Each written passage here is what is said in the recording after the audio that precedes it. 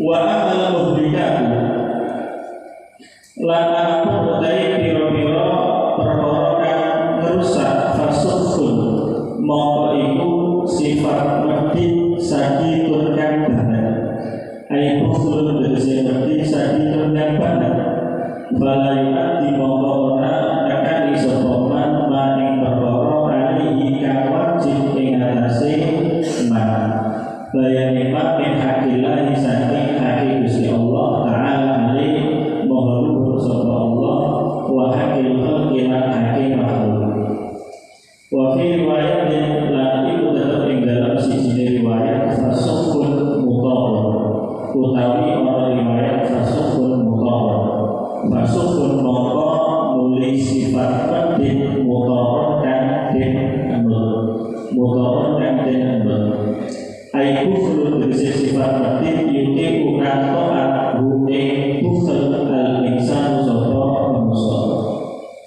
amal kana anapun lawan al-bukhl opo sifat medit mawujud dan iku den temu fi nafsi ing dalam hati ghaira muta'in hali ora den ta'ati falayakun mongko ora apa al-bukhl muhdikan iku amal kan bisa rusak li'anahu karana setuhune al-bukhlu minas sifati sanasake piro-piro sifat al-lazimatika menepi linafsi marang hati wahawan lan kesenangan muktabun kan den di ayat tabi'ah gambarai to'an sotoma ma'ing perkara yang urutan perintah ing bihi kelawan ma hawa apa kesenangani jadi di ayat tabi'ah ma ya'murhu bihi hawa apa kesenangani ma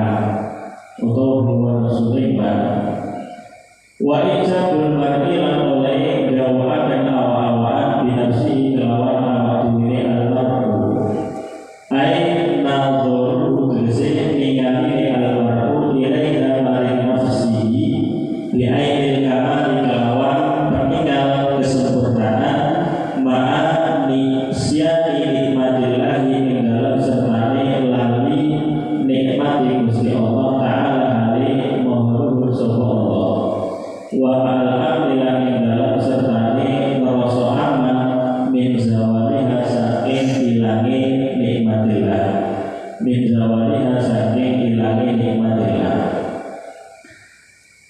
Kemudian 3 amal yang didhawuhkan oleh Kanjeng Nabi bisa merusak atau istilahnya muhlikan itu dikatakan di sini yang pertama adalah fasukun sadid.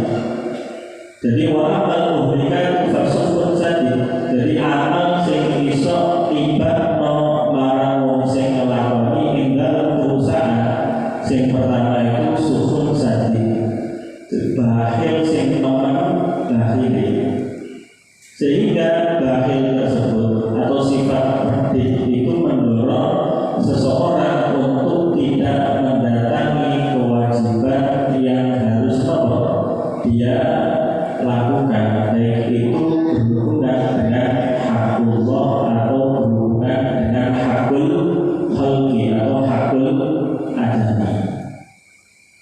Jadi medit sing sampai dari wong itu gak gelem zakat. Medit sing dari wong itu gak sampai gelem bayar utang. Itu adalah yang disebut dengan sukun sadid. Jadi medit sing banget, artinya medit sing banget itu medit sing dari wong mau ora gelem nekani kewajiban yang berhubungan dengan haknya Allah seperti halnya zakat. Akhirnya ketika orang itu dia dikatakan orang yang paham tentang masalah ilmu zakat yang saya sering ceritakan itu, ketika dalam masalah zakat tun'am, dalam zakat hayawan ternak itu dikatakan wajib wajib zakat kan kalau memenuhi syarat nisab sama haul. Lah nisab itu disyaratkan harus dimiliki selama 1 tahun. Maka andaikan di pertengahan tahun kurang dari 1 nisab, maka dia tidak wajib zakat, dan nanti ketika sempurna nisab lagi dia memulai haul yang baru. Katakan masalah nisabnya kambing 40 ekor, maka 40 ekor kambing itu wajib kita keluarkan zakat berupa 1 ekor kalau memang kita miliki selama 1 tahun. Maka ketika 1 tahun kurang seminggu saja kemudian dijual 1, maka kemudian dia beli 1 lagi, itu haulnya mulai dari awal lagi. Maka disitulah rawan orang yang tahu untuk apa? Untuk merekayasa itu. Kalau bahasa kita itu kelah tidak wajib zakat. Jadi ketika 1 tahun kurang 1 minggu, kurang 1 minggu ini wajib zakat saya. Akhirnya karena dia tahu caranya tidak wajib zakat, takdir berdiskusi dengan tujuan apa? Firar minaz zakat, melayu soal zakat. Nah ini secara prosedur ini benar. Kenapa? Karena nisab itu dimiliki kurang dari 1 tahun, maka tidak wajib zakat. Tapi tujuan ditolerir mau firar minaz zakat itu dosa. Jadi jenisnya pelayu soal bahwa beda urusannya kalau memang dia menjual itu karena butuh. Karena kadang di soal mereka sapi, terus atau gabah masalah. Akhirnya dia karena butuh uang menjual kambingnya, ini beda lagi, ini hajat ya, bukan lifirorin minas zakat. Kalau itu tidak apa-apa. Jadi apa yang mendorong orang melakukan hal itu ya fasukun sapi itu. Jadi pasti sing sampai ini gak bisa menekani kewajiban Allah, sing diwajibkan oleh Allah. Dalam riwayat yang lain bahasanya bukan fasukun zatin tapi fasukun mutlak. Jadi medit sing ditaati, artinya sifat medit sing diatur. Jadi nek sifat medit sing ono di ati niku ora dilakukan, maka itu bukan bagian dari amal sing Allah memberi. Amal sing dari Allah mau tiba di dalam perusahaan. Karena dalam diri kita itu pasti ada sing jenenge sifat medit. Jadi sampai di dalam hati kecilnya itu pasti ada sifat Allah medit. Tapi apakah ketika kemudian dalam hati kita mau sifat medit, tapi tidak sifat medit itu kemudian direalisasikan, cuma disimpan di hati kok orang di toat, apakah itu juga hukumnya dosa? Tidak, karena dikatakan oleh Syekh Nawawi li'annahu minas sifatil lazimah linafsi. Sifat medit itu sifat yang memang sudah tertanam di dalam hati manusia. Oleh karena itu ketika saya membaca salah satu hikmah yang Allah wajib zakat itu untuk menekan sifat bakhil sing ono di hati manusia. Maka ketika sifat bakhil itu tidak dilakukan atau tidak direalisasikan, cuma dipendam di hati itu bukan bagian dari minal mu'min atau amal sing ngerusak nikmatnya mau sukun untuk nikmatin sifat medit mau ditaati atau direalisasikan. Kemudian amal mu'min yang nomor 3 wahawan muhtaba. Jadi yang nomor 2 wahawan muhtaba.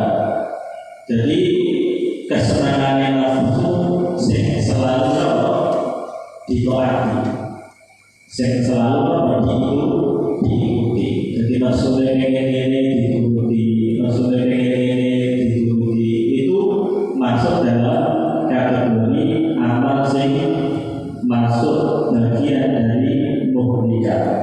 Jadi wahawan mutabakun di ayat tadi apa ya'muru bihi hawa. Ketika seorang itu menuruti hawa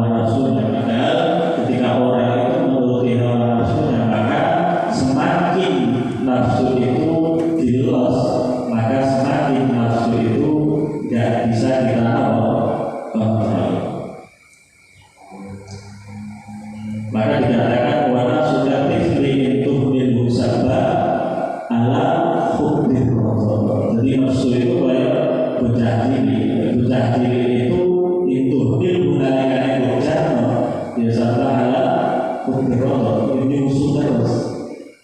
Jadi orang hari-hari. Maka cara untuk menekan hawa nafsu dengan tentunya nyabek nafsu sokok kesenangan oleh wong niku nyabek bocah cilik saka nyusu marang ibu. Kemudian wa ijabul mar'i binafsihi, membanggakan dirinya sendiri. Artinya ketika orang itu melihat dirinya dengan penglihatan yang sempurna, artinya dia menganggap bahwa dia itu adalah orang yang sempurna tanpa sedikit pun menyadari bahwa itu adalah merupakan nikmat yang telah diberikan oleh Allah kepada dia. Maka kita sering membaca la haula wala quwwata illa billah, la haula wala quwwata illa billah. Itu artinya orang dunia kang nglakoni ibadah, orang dunia sumikir saking maksiat billah. Jadi melakukannya kita terhadap ibadah, menjauhinya kita terhadap sebuah ibadah, dosa itu adalah merupakan nikmat taufik dari Allah. Ketika kita sadar betul akan itu, maka tidak akan muncul sifat ujub pada diri kita. Karena sifat ujub inilah yang kemudian menjerumuskan setan atau iblis sehingga dia mendapatkan laknat Gusti Allah. Ketika iblis diperintah oleh Allah untuk sujud kepada Nabi Adam, dia tidak mau. Kemudian dia berkata, ana khairun minhu khalaqtani min nar wa khalaqtahu min tin. Ini kan sifat Allah ujub. Ana khairun minhu min Adam khalaqtani min nar wa khalaqtahu min tin. Panjenengan dari Nabi Adam sama lemah lembut, panjenengan dari Allah sama lemah. Maka anak khairun min, akhirnya ditimbangkan